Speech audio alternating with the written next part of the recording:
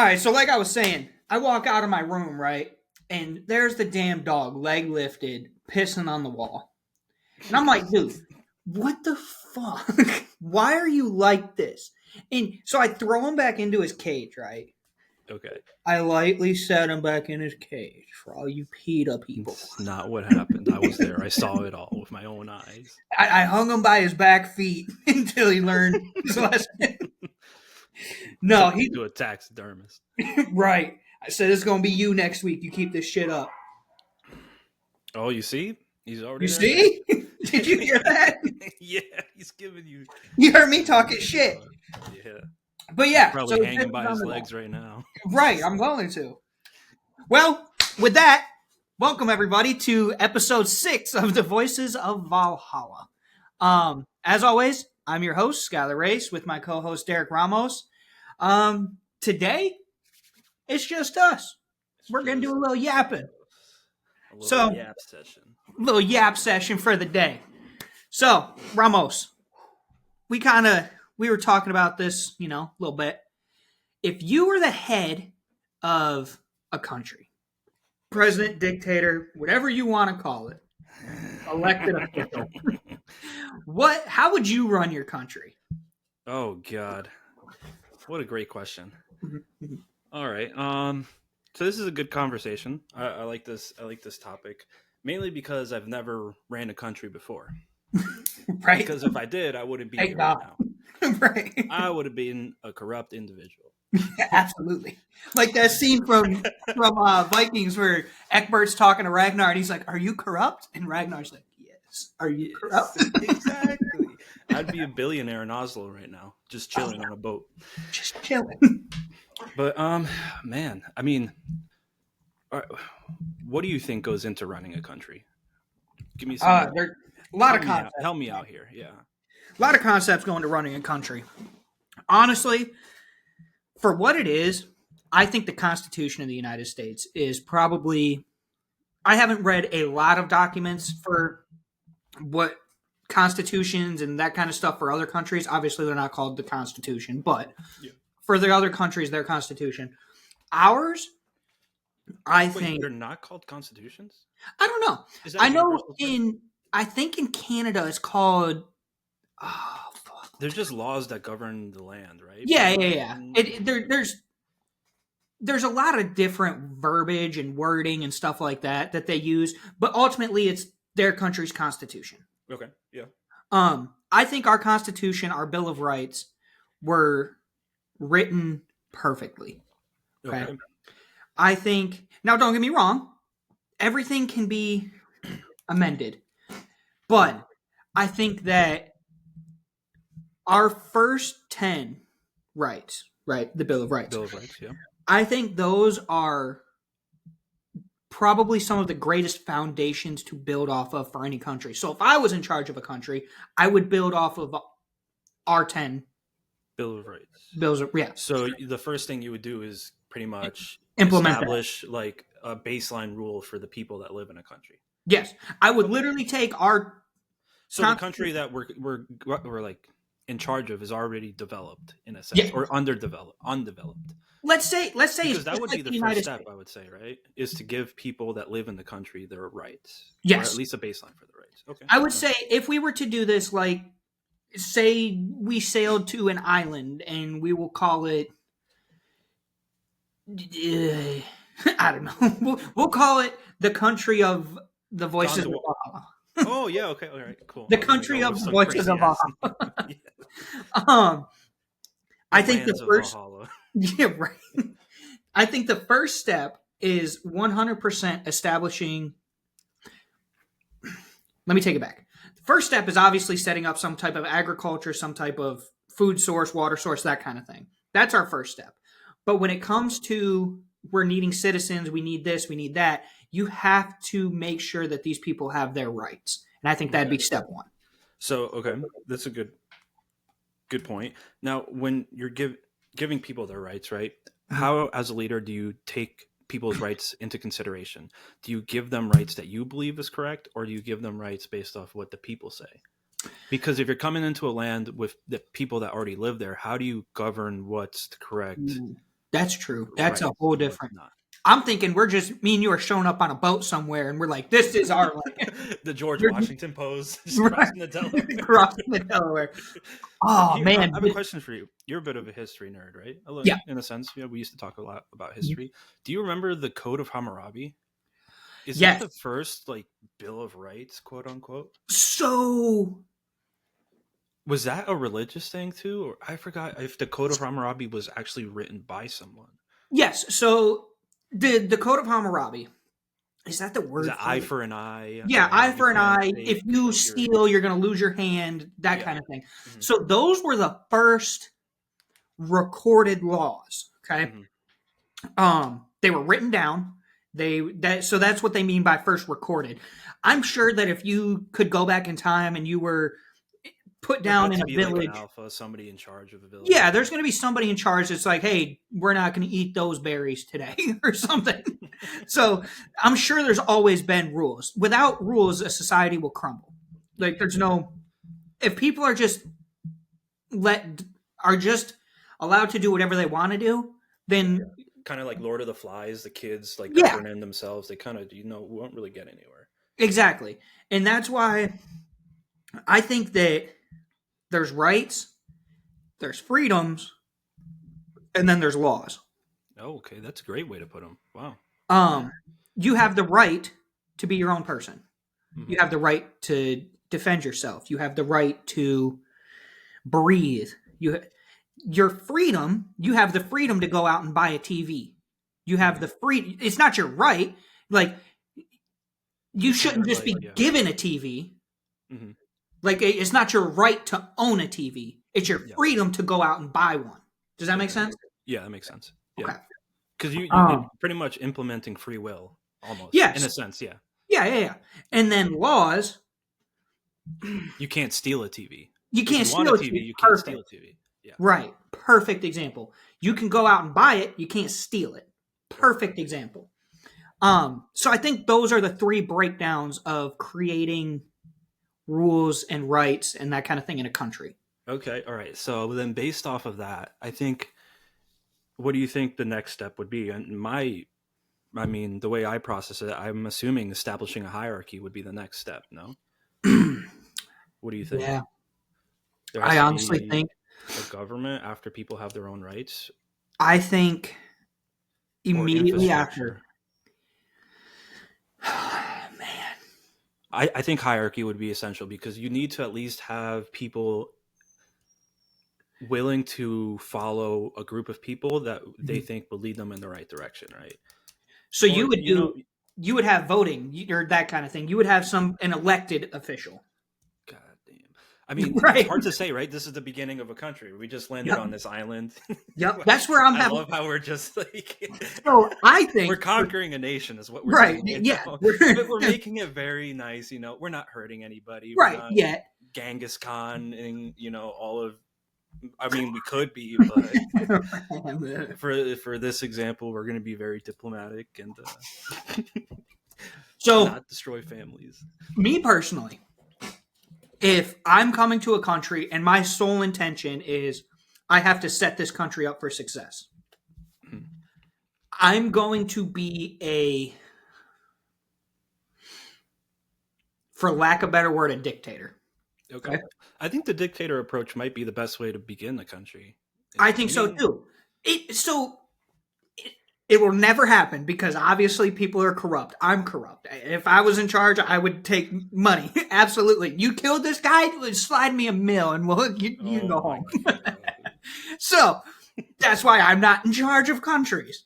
But I think that if there was such thing as a good dictator that actually gave a shit about the people and was uncorruptible, I think that is the best way to run a country. Is that the Marxist approach, right? Marxism? Little bit, kind of. But there's also things that go into that you have to have people that'll be like, I don't agree with you. And then as the dictator, you have to be able to be like, okay, you're right. So there's a lot of things that go into it. But ultimately, when it comes down to it, I think when you're starting a country, you have to have a single individual that makes the final call. Okay, yeah. So the dictator approach. So you don't think establishing a hierarchy would be the next priority, but you come in already with hierarchy Mhm. implemented in a sense. Like this guy is Kind the of, one yeah. running the Thought in my country. brain. He's the one making the decisions. Okay. Yep. I Yeah, think we that could go with that. I think the Just for next this step, example. yes, for this example, I think the next step would be setting up some kind of defense force. Okay, the Okay. Okay. police, military, something like that. Because once we start, obviously, this is all in the So assumption we're going to be successful. exactly. Okay. Yeah. Everything's going to be successful. Everything works out Right. perfectly in these examples. But So okay, once here's they, a question though. When you yep, said defense forces, my first idea was in Vikings when they were protecting what's that Kattegat. city? Kattegat, right? Defense forces from other people attacking a Yep. central point, right? You said defense forces in a sense of like defending the people that live in this country. So police force, and I don't know what else. I already A forgot what little the bit of other one both, was. yeah. Okay, so how do you decide, right, if you protect the people first from themselves as opposed to defending the people from other people? What is the most important thing in this case from your perspective? From my perspective, I think that defending the people from the outside. As soon as we start building an infrastructure and we start building a successful country, people are going to want to take it. Hmm.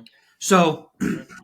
we're going to see an outside influence start to squish us if we don't have the ability to defend ourselves. Okay. Um, as for police, so whenever, okay, perfect example. Whenever martial law is enacted, right, Yeah. the military act as police. Yeah. Hmm. So, in a sense, if we can set up a defense force like the military and then Have them defend the have them people as also. a military force. Yep. That's the way I think of it, seeing it at first, right? If you have a strong military, Mhm. then, I mean, in this situation, they pretty much protect the people in a sense, Yep. right? Yeah, if it all works perfectly. And then after that, I would focus immensely on infrastructure and growth. Okay. All right, now we're getting to the meat and potatoes. Meat and potatoes. Yep. What are some things? This is some things that I was thinking about before. What is the most important thing to spend your budget on? Right, pretend like this country now has flourished a little bit. Mhm. We've got some money, and now we have financial decisions to make. Where does Okay, the so money this go, and where? How do you allocate the money? Is what I'm okay, getting so into. this is also a huge depending on where you're at. Okay. Yeah. If I'm in the middle of the Sahara, I need to import water and food.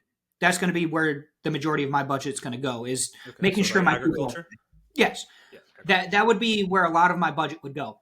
Now, let's say we're in the Caribbean, okay? You can Okay. grow fucking plants out of anything. So my In the Caribbean. infrastructure, I mean, yes, tropical area, okay? Okay. Okay. Okay. I'm just saying for growing plants wise and growing food and having water, Okay. we wouldn't have to import that. Yeah. So I wouldn't have to focus on If anything, it could be an export. It would make you money. exactly. Yeah. So we could make money off of it. So where are we going to put this country? Ba, ba, ba, ba, ba, ba, ba, ba. Give me a letter, any letter. W. That's the worst fucking letter you could give me. All right, Give me S. another S. All right, Yeah. we'll put it in modern day Spain. Modern day Spain. Okay, I like this. We have water ports. We have a connection to Europe. We have Mhm. connection to the Mediterranean Sea, Africa, Yep. all of this. Wonderful. Good spot. Yeah. Yep. And we can grow our own food there. Yep. And there's a lot of minerals and that kind of stuff. We can fish. Okay, so right now, I'm allocating a budget 25% immediately going to defense. Okay. Spain So. is a fucking wonderful area. People are going to want Spain. Okay. Okay. Yeah. So we're going to have to defend it. 25% is going to go to, like I said, defense. I'm not going to spend a dime on importing foods yet in the Okay. beginning because Alright. we've got fish, we've got the ability to grow food, we've got a massive land that we can hunt and gather and that kind of stuff. No need to spend money on food. Mhm. What we can do in the meantime, while we're kind of up and going, we're going to have to import metals, woods, not so much woods, but metal and that kind of stuff. Goods that are going to help us build our infrastructure and that kind of thing. Okay. So while we're building, I'd probably put, so I already put 25, so I'd probably put Yeah, 50. 75. Yeah, so I'd probably put about 50% into importing metals and stuff to help us grow our factories and that kind of stuff. Okay, so you want an industrial revolution? Pretty much. Absolutely, immediately. We're going to need it. Okay. If we're going to catch up to modern times, we're going to have to do it immediately. Okay. Our other 25% is going to have to go to. You can break it up. There's a lot of things that we're missing out too. I mean, but it all depends because we're in the pretty much this is a proto country. It's the beginning stages. We're going to have to. I would allocate 5 to 10% on. What's the right word? Okay, so in Greenland, I want to say Greenland or Iceland, what they do is they pay people to move there and start families. They're doing that in a lot of countries now. I think they're doing it in Italy. Or I would set up a program like that. Okay. Let's get some people into the country. We're Okay, gonna need. So you want foreigners in the country? Yeah. Okay. All right. We're gonna have to. In the very beginning, we're gonna have to do things a certain way. Mm-hmm. It's tough because at the same time we don't want the wrong people in, but we're gonna have to weed that out through police force and all that. Yeah. Okay. And you're gonna have bad apples and everything.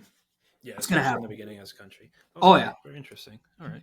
So I would set up a idea for that, and I would probably put another 5% into helping factories and helping get things off the ground.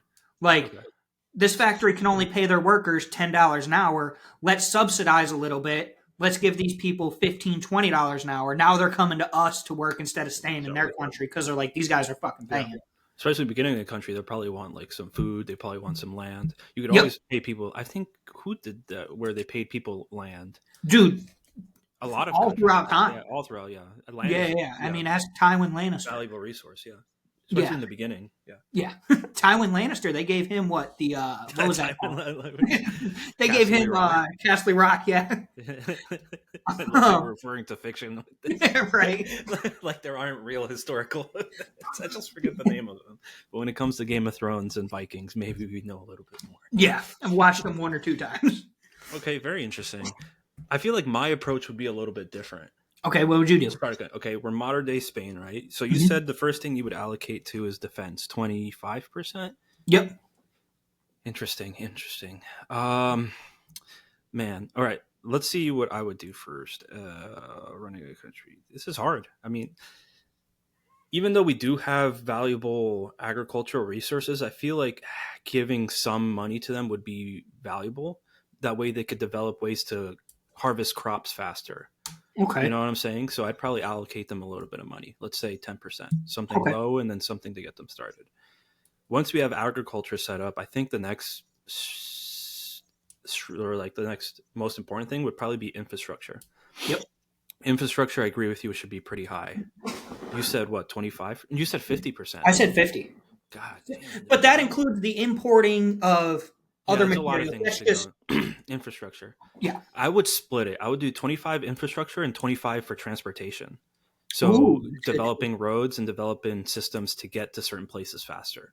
Okay. I feel like that would be it would speed up the infrastructure side a little bit, and it would make trade and other stuff a little bit easier. I guess I kind of put infrastructure in.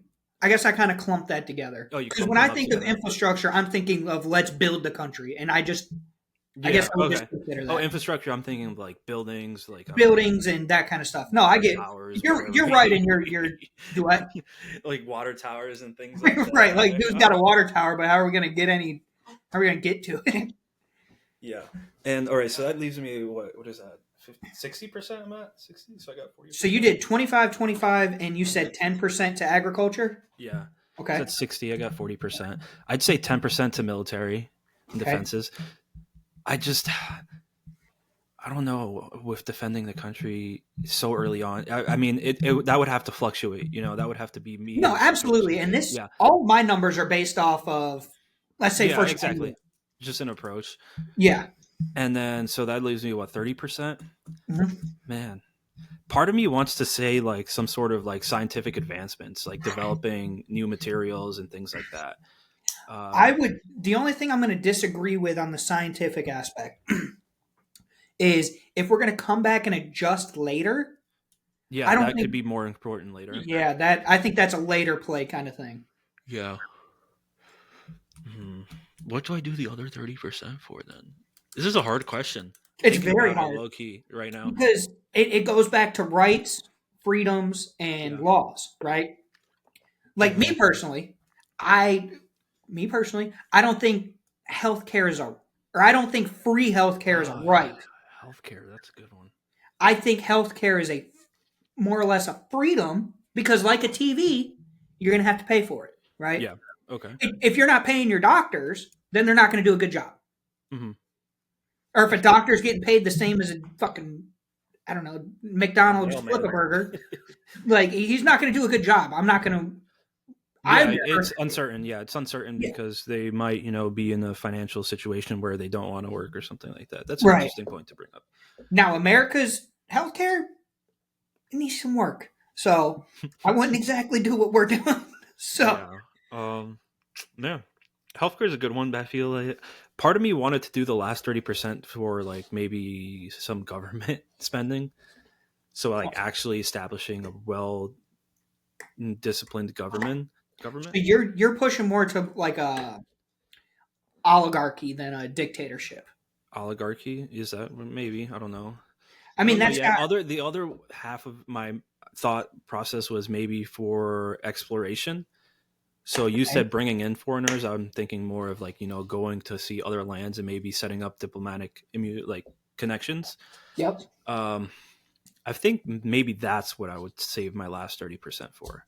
30%. Instead of risking the idea of having other countries attack us, I'm more so focusing on establishing better relationships with them, if that makes sense. No, I get that. Yeah. I guess you're looking at that as more of a nobody's gonna attack us. I'm looking at it as somebody's gonna fucking attack us. Yeah, I mean, my approach is like, if I want to get this country up and running, I'd rather have help than doing it all on my own. Right. That's my approach to it. Might not always be the case. There's cases. Hey, listen, we'll just call America and be like, hey, we need a new Sesame Street. We'll give us a couple million. Some land or something. Yeah. We'll let you build an embassy right in the middle. We'll send you a few goats. Just come out. But no, I 100% get what you're saying. I do like the idea of going out and trading and that kind of thing. And I think you're probably right with helping agriculture kind of get a kickstart instead of just leaving it all. But here's another thing: is I'm conflicted. Okay, All right, because in the first 10 years of our country, right? Let me go back there. Let me transportate. Okay. Teleport. 10 years of our country. Are you talking about like the 1700s? No, I'm talking about the country we're making. Oh shit! I was like, what do you got to teleport? We just started it. All right. Yeah. All right. The first 10 years of our country. Okay. I'm there. It's, for lack of a better word, it's not going to be fun for anybody there. No, it's not going to. We'll probably bring disease. We'll kill half the population. Yeah, probably. That's usually what happens. The other half is, we're probably going to bring people, so they're going to want to start families or yes. I don't know, whatever's got to happen in the beginning. So, my thought is let's spend these 10 years almost suffering to have the rest of time to be explorers and agricultural gurus and science. If you come in already knowing that you want to establish a country, say this is our initial thought, we're going here, we're going to establish a country here. Do you think it really takes 10 years to really get that up and running? I think it take immensely more. I mean, look at us. We've been around for 250 years and we still don't got it right. So yeah, I know. I mean, but my mic fell. But I feel like if you're going into a country already knowing you want to start a country, I feel like the at least the initial process is fast, and maybe it'll plateau over time, and then it'll pick up again. But I feel like the beginning phases should be almost immediate now. I guess it also depends on There's a lot of things that There's go like into how it. much friction you have to when you first go in. I'm Right. assuming if we're coming in with a little bit of a military power, they're kind of gonna, let's just say they, immediately say, all right, we don't have any military. You could just conquer us and then establish whatever you want to do here. So we Right. have no friction coming in. Yep. No You friction coming in. Are we taking over citizens, or are we just They're- showing up to a barren land that nobody's there? That's a great question. Well, I mean, the way I brought it up already, it seems like there are citizens there. Let's Right. say low population. There's like, Low population. Okay. yeah, less than 10,000 people in all of Spain. Okay. That's not a lot. No, there's just like a small tribe of people as soon as we land, and they're like, oh no, Oh no, we need conquerors. somebody, yeah, please. So what you're saying is we need smallpox blankets to restart. What? Going back to our roots. Sorry. Jesus, what are we rolling up in the Mayflower? We're blasting Fetty Wap in the canoe as soon as we pull up. I'm standing on the front of the ship. I want you to be mine again, baby. Exactly. Yeah. All right. So low friction. Let's say we have a pretty decent size amount of people with us. 50,000. 50,000 of us rolling deep to this new land. And we're integrating with about 10,000. We just got kicked out of our country because we're in debt because of sports bets that we lost. We lost the parlay. We lost a parlay. So we're going to a new country to start anew. And all 50,000 of us put the same bet. Exactly. We all listened to you. We listened to your parlay and we lost big. Well, that's where you all fucked up. But, So now we're in Voices of Valhalla land, Right. Spain. and I think it also depends on what our budget is. There's so many factors that go into it. Well, we won't have a budget. We won't have any like money. I guess we'd have to. I guess that should be part of our. Is exporting. If we have no Exporting, budget, then That's yeah, why we I have think to export. the diplomatic talk, like diplomacy with other countries, is crucial. If we don't have money, but we have goods within the country we're going to, I feel like trading with them will increase our monetary. Absolutely. If that's kind of our Because if you're defending for war, right, with no money, you're defending from other countries. Instead of defending, I feel like your first initial reaction or thought should be to attack. Because why defend from something if you don't have anything? You might as well just attack, take their money and goods, retreat back to your country, set up a defense position, and then Right. go from there. If you don't have the means to fully conquer that other country, because Right. you're going in with no But money, here's the what's thing, the is point like- of defending? France and all that. If they want, Spain is a beautiful land. Spain Yeah, has it's just wonderful land. Well, it's landlocked on, or it's not landlocked, but it's locked on one end, right? Connected to Yep. To Europe. Then you only have what is that, Portugal. France, Spain. It's Spain, France, and then there's like water, Portugal on the bottom, and then it goes into Yeah, Italy, Portugal's right here, and then Spain's kind of in- Luxembourg, Andorra is there. So you really have only that We would have to defend. I think land. if I was France, okay, and this is where I'm kind of looking at it defensively. If I was another country and I was like, "Oh, Spain's up for grabs," That's I'm true gonna- too. I'm going to push my military in there. I'm like, it's mine. Like, if I'm France, Let's say France is developing as a country right now, so they don't have the means to conquer yet. But okay, they're ahead of us. okay, they're ahead of us. They've got a They don't couple have of the years means to jump conquer. start. They've already got, they got a whole system established, but they just don't have copper and bronze and stallions to overtake countries just yet. Okay, so are we back in time? Are we modern time? What? Napoleon's not around yet, Napoleon's not around. So Okay, good that for us. gives We're me- good. He's not we're born good. Okay, yet. I was about to say Napoleon will take us over in a week, dude. And also, yeah, all right. We'll just say France looks like modern because France was different back then too, because the borders were different. Yeah. Different. Let's just say it's We're like going to say day modern France. borders with before New the governments, Industrial yeah. Revolution. Yeah, just new government, new land. And that's going to change my spending as well. Spending.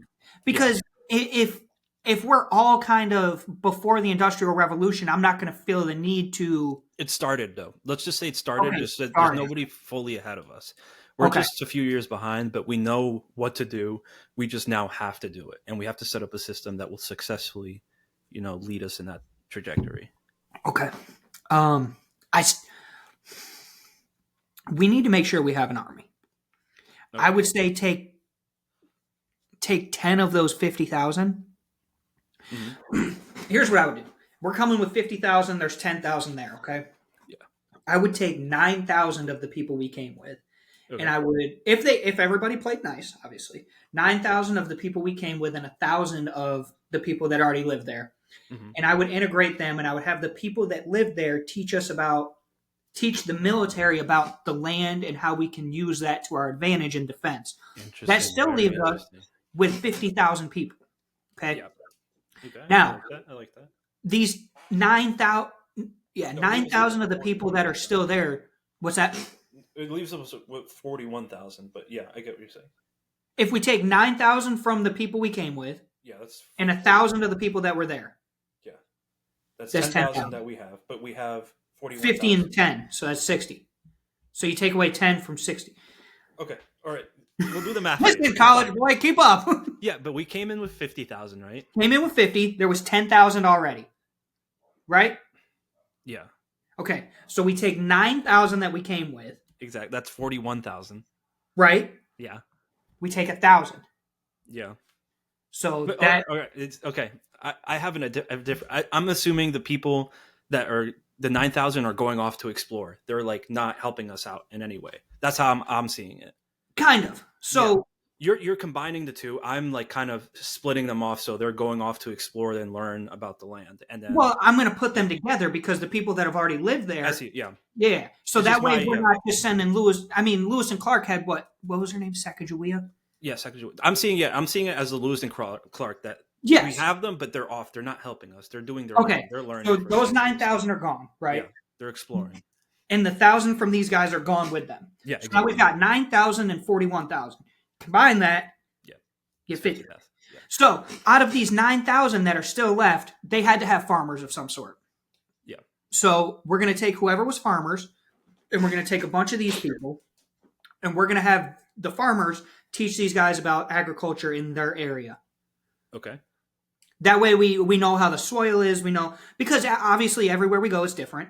Yeah. Okay. There are different soils, different We planting don't know styles. about the land coming in. Yeah, so we got to Right. All right. Okay. So that'll probably leave us somewhere around, let's rough ballpark it, 35,000 and 5,000. Let's also say we come in disease free, because if we mix Yeah. the two groups of people, we'll probably kill off more than half of them. Disease So we're coming free. in disease free. No plague. No, No. no smallpox. No Nothing. nothing. Just because I don't want to see a comment saying, "Hey, you guys probably killed half the." You guys probably killed everybody. And assuming Oh. these are all fit people, they're not like little kids. Let's just Yes. assume they're most 80% adults, 20% kids. Yep. Yeah. I like that. And we're gonna have to learn. We're gonna combine our technologies. Okay. Okay. So let's say we. They probably have no technology. They probably have minimal technology, but Okay, maybe so we're farming gonna- equipment, farming techniques. Yep, Sure. farming techniques and equipment that we're going to need to learn. But we've got hose and we've got metal and that kind of stuff, right? Okay. So it's going to make it better with their techniques. Same as their military concept of, let's say it's back in the day, they've got spears and bow and arrows. We've got swords and stuff like that. They know Now we seasonal patterns. Yeah. Yep, When and to we can attack. Yeah. Yep. Implement, land masses and that kind of stuff to make what seems like a small army very powerful. I like that. Because back then it was all about positioning. I mean, even now, but back then even more it was about positioning than Positioning, yeah. Because the battle formations were pretty much straightforward. Yes. Just head to head. It's just where you were. Yep. So I think that would be big. Ground. Right. Or the Thermopylae and that kind of stuff. Have you ever seen The King? The King. I don't think so. You With oh, wait, no, was it The King? You talking about with Timothy Chalamet? Timothée Chalamet, but there's the movie I'm thinking about, or it might have been. Yeah, I think it might have been Vikings too, where there were there was like a formation going to attack. They were head on, but one army was at the top of a hill and the other army was at the bottom. I think it was England versus France in The King, and then it had rained the night before, so the army that had to go up the hill was getting stuck in the mud. Mhm. Yeah, and the top country countered by looping around and then dropping down on the enemy. And then they combined forces. I feel So like it was The King. I mean, that might have been in the King. I've never seen it, but that was also something in Vikings that happened.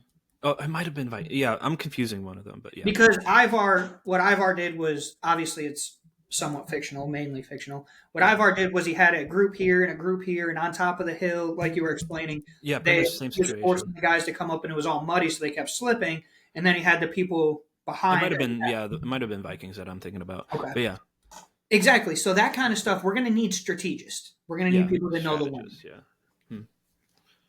So, I mean, ultimately, I think if I were to run a country, we'd have an exponential military force. Okay. Because for one, once we get set up, I'm going to start conquering. 100%. Yeah, so the diplomatic approach straight out the window. I mean, diplomatically, we can be we friends. can start out diplomatic. We could say, yeah, hey, but we're just I'm going to starting out, stab help us somebody out. in the back. I'm taking You Portugal. scratch my gone. back, I'll scratch your back.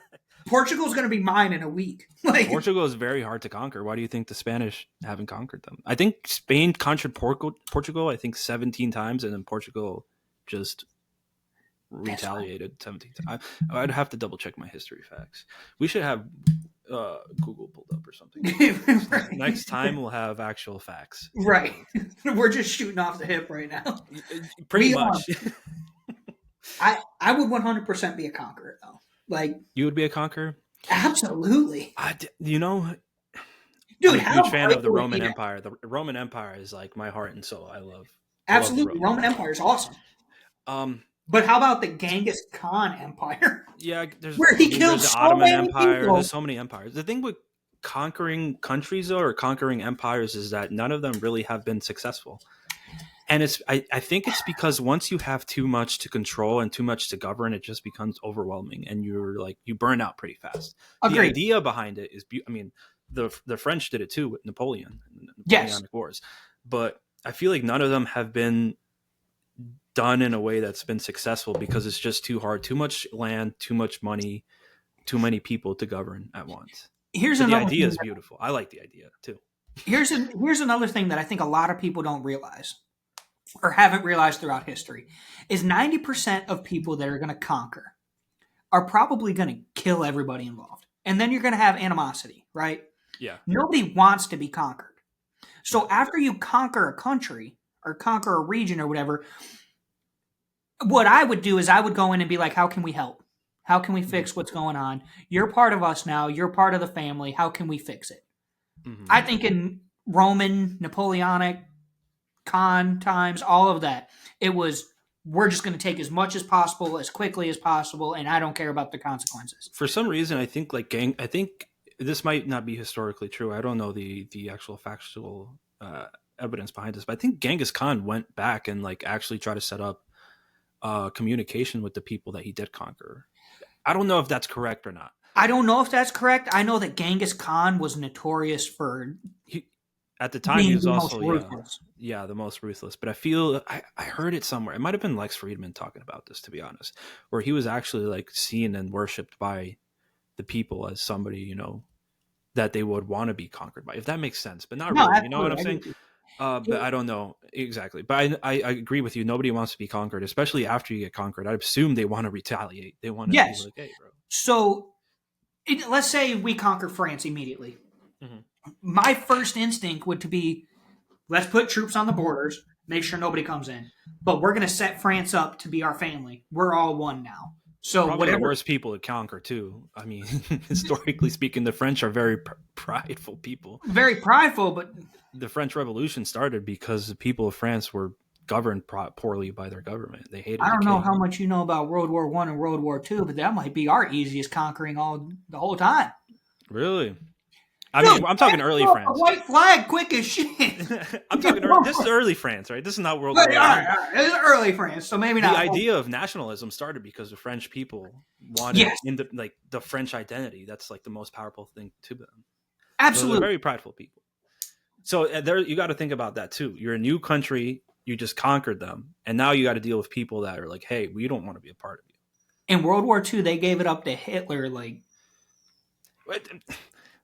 I'm stuck I'm just in saying. whatever. This isn't the 1900s yet. I'm just saying that. I'm just saying that, France was not. I wasn't there. They're All lucky I wasn't know. there. All I know is Hitler knocked on the door and they said, "Come on in, Mr. Hitler." Was it really that easy? So Hitler's Blitzkrieg, okay? The Blitzkrieg, as big of a piece of shit as Hitler is, the Blitzkrieg was the greatest military concept that anybody had ever seen at that time. Blitzkrieg is kind of like a guerrilla warfare tactic, right? So what the Blitzkrieg is, okay? I'm thinking You something get- with the Japanese. I Sorry, don't know. you go. So what he did was first row, bomb the shit out of whatever. Second row, tanks roll through. Yeah. Third row, troop carriers roll through. Fourth row, troops. So it's a structured form of Boom, attack. boom, Yeah. boom. And there's Sequence. nothing you can do to stop it. Mhm. Because it's just power, power, power. Okay. Now, he rolled up on France and hit like the first couple towns and cities with the Blitzkrieg. Mhm. And then it started getting easier and easier. I poke fun at France. They didn't have a fight. There's nothing Were they could have attacked done. from the Western Front too. Is Dunkirk World War One? We're talking Dunkirk World War One or World World War War Two? I'm talking World War II. World War Two. Okay. So Yeah, that's Dunkirk's World War Normandy, right? Yeah, Normandy, Yeah. which is France. Western Front. So Western Front's where we came in. The Blitzkrieg and everything happened on their like northeast. Yeah, the Eastern. Yeah, the Northeastern Front. So, So it they was already came- pretty much established by the time we got to D-Day, right? Yes. Okay. So do you know how D-Day was actually successful? Funny story. No, I do want to know this. My World War II history is not the best, to be honest. So, in Britain, right, the UK, Yep. what they did was they put up a bunch of cardboard cutouts of tanks and boats and shit like that. And the Japanese that were on the other the Germans that were on the other side, God damn, the Japanese went all the way over there. the Germans that were on the other side of the channel, they Mhm. saw this and their planes flying over. They saw all this, right? But Okay. they thought it was all real.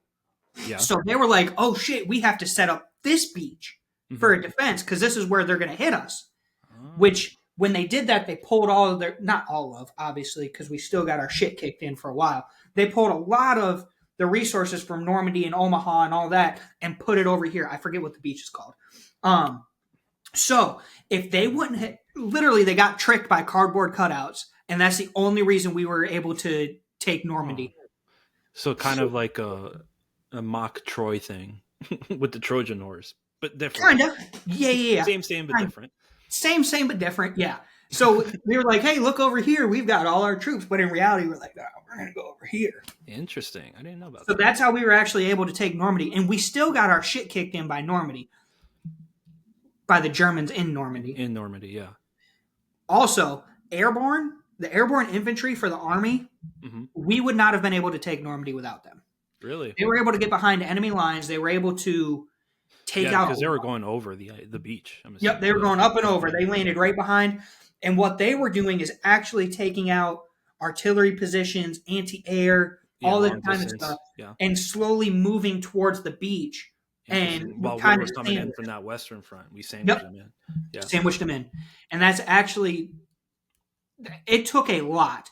That is probably the greatest, what's the right word? The greatest military Strategic execution execution. That I- Execution, yeah. that I think I've ever seen. The entire thing had to go exactly perfect, or we would have Really lost. interesting. How long? Do you know how long the Normandy invasion was in terms of length, duration? From Listen, start to Is finish, December? What did it start? June 4th, June 4th. 1945. I'm thinking about June Pearl 6th? Harbor. You're thinking December 7th, Pearl Harbor. And there's no. Oh man, there's just too much information. June Is 4th. Armistice Day? That's the end of the war, right?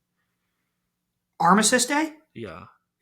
Armistice Day is the end of one of the wars, either World Yeah. War One or I World think War I'm II. confused. I'm confused. My World War history is not the best. One of the two. Armistice Day is the end of one of the wars. I don't remember which one. Yeah, but it wasn't the end of the Normandy invasion, right? No, Because okay. the Normandy invasion. I think.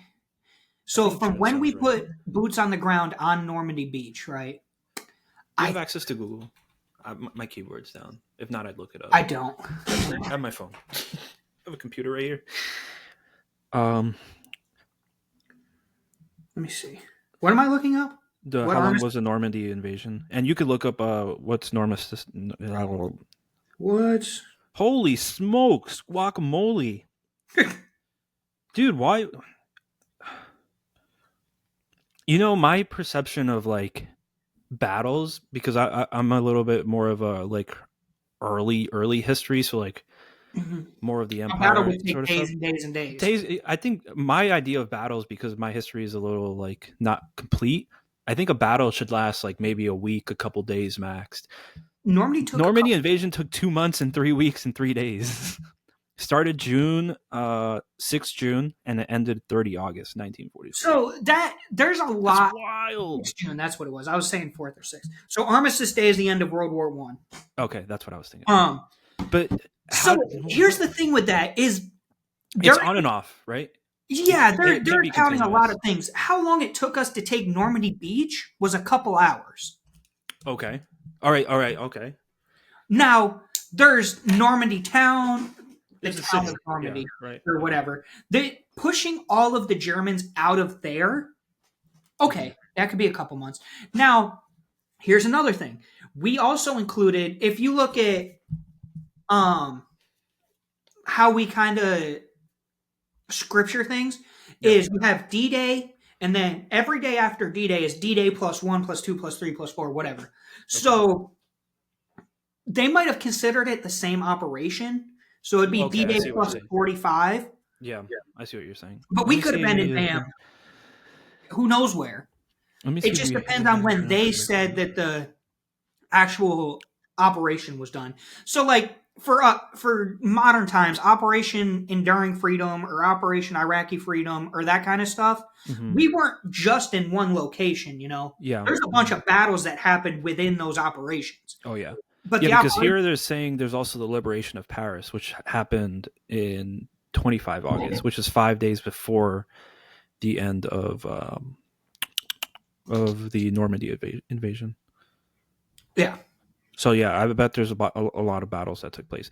Do you Yeah. know the how the term Normandy or the region Normandy came to be? Yes, it was from Viking time frame. Normandy is I think it was actually like where they attacked, and it was called Normandy or something, or Normandy or something It's like named that. after the Norsemen or the Northmen, and then it was given by the French king. I forgot the French king's name. He's Charlemagne.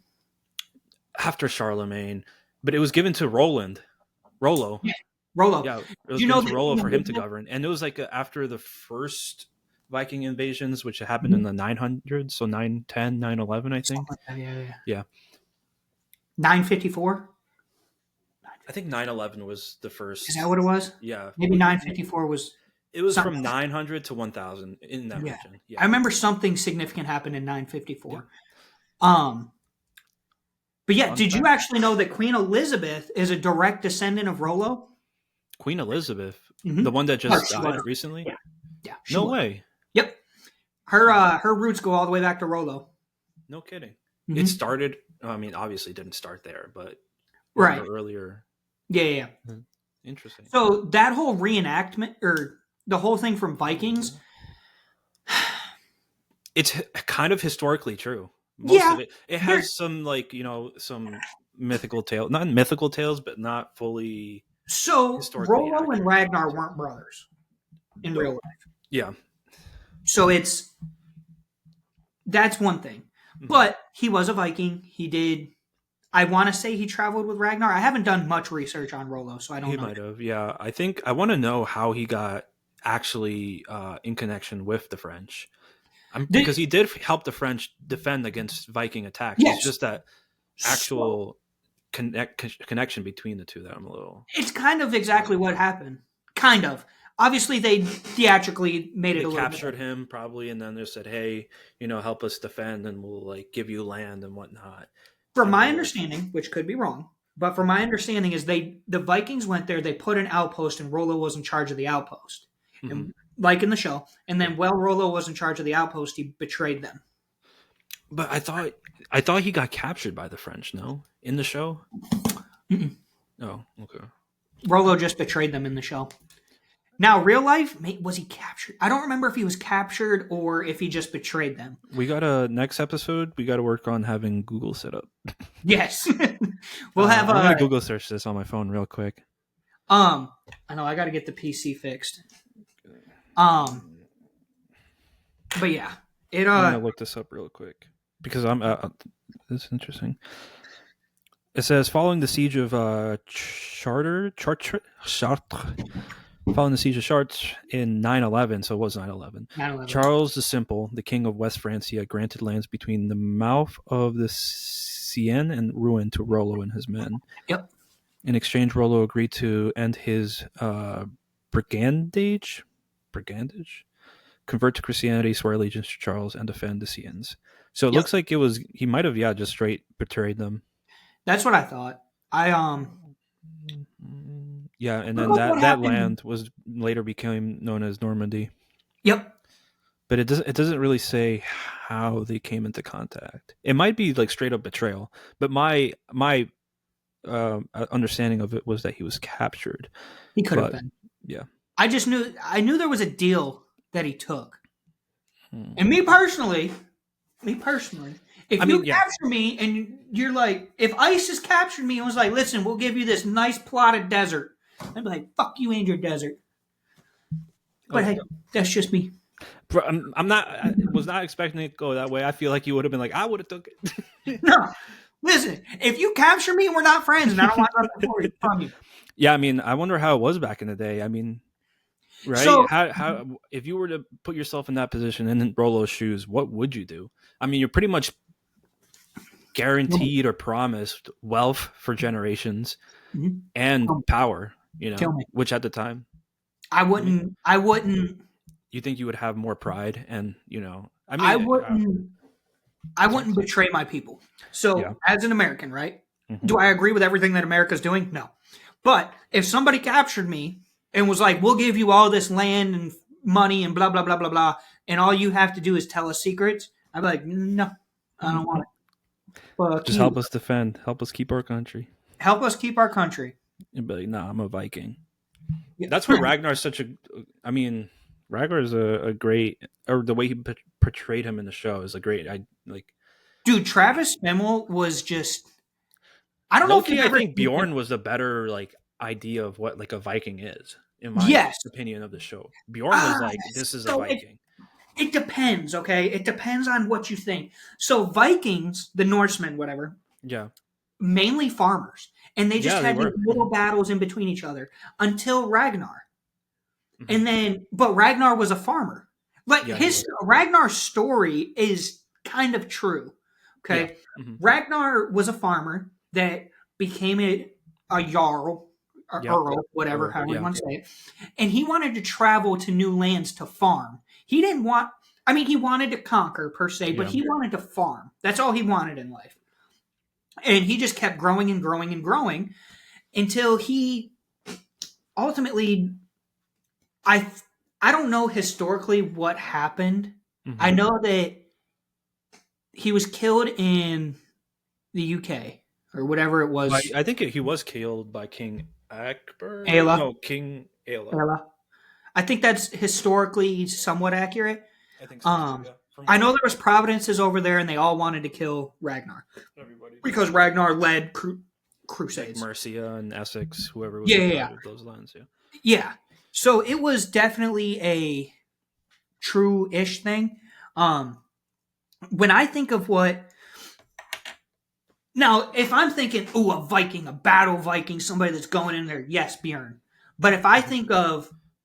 the real representation of a Viking. Ragnar's perfect because they wanted to explore, they wanted to farm, and they wanted to kill shit. Well, that was Bjorn's mentality too in the show. When he led expeditions into the Mediterranean, Spain.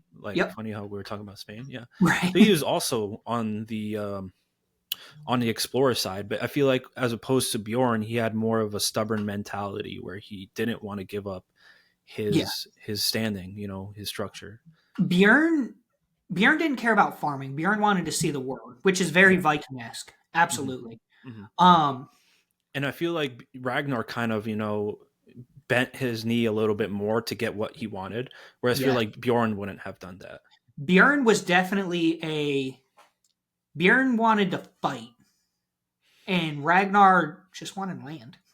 Right? Ragnar was like, "I'll fight you. I I'll feel whoop like your ass." Bjorn didn't want to fight sometimes because there are some scenes where he will return to Kattegat, and the first thing he would want to do is just leave. No, I I've agree. been away for so long. I miss my family. I miss this town. And then next episode, he's off on the next one. Like when he kicked down the door when Ivar and Ube were gonna kill Lagertha. He's like, "If you kill Lagertha, you'll have to kill me." And then And then Ivar's like, everybody is just like, "Yep." Ivar's like, "Maybe we will," and Ube's like, "Shut up! Don't piss him off. Shut up."